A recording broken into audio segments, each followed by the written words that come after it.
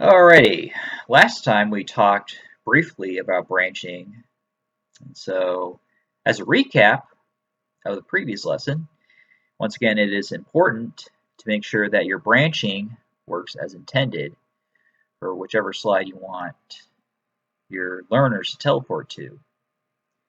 So again, just go here, click here, top right part of the screen. Alright, make sure your slides are aligned. And yeah, click here, and these are all the slides we have thus far, whether it's a character slide, multiple choice, results for your quiz or quizzes. And now moving on to the next topic, which would be about audio editing. Right here is where you add audio or import it. Click down here. Here we have the following: generate text-to-speech, record, system, and assets. For now though, we will choose record here. Once you click it, you start recording, and then you calibrate first. So let's do that, just in case. And testing 1 2, testing 1 2. All right. And keep in mind though that I have muted myself, so that way I don't create an echo. But take my word for it that once you have your audio recorded, you play it. Okay, and then you can even add captions or import captions. And so as you see here, this is what it would look like under the timeline for adding and editing audio. So you play it, just to see how it sounds, or listen to how it sounds rather. And you could even do nifty things like cutting out pieces of audio that don't sound too good, save your progress to, or even maybe if it sounds better, let's say later on in the timeline, you can do that, copy it as shown here, and then play it out. If it doesn't sound too right, maybe you can paste it over here once again. You can redo progress or undo, and then you can insert silence if necessary, which in this case we don't.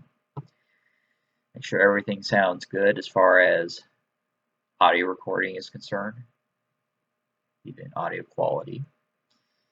And yeah, just make sure to play this out all the way so that you can exit out with ease.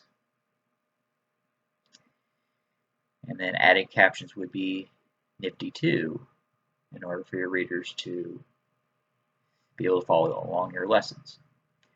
All right, so now we will get back to branching, particularly choosing which slides you want to branch to.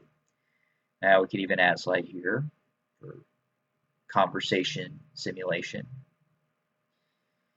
And you got quiz results here, character, and then you can even edit to whichever text you want for your button or buttons.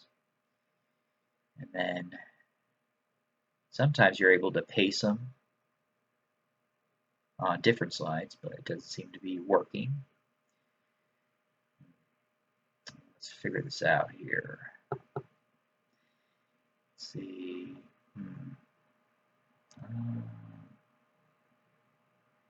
No. Oh, wait, you know what? I just remember.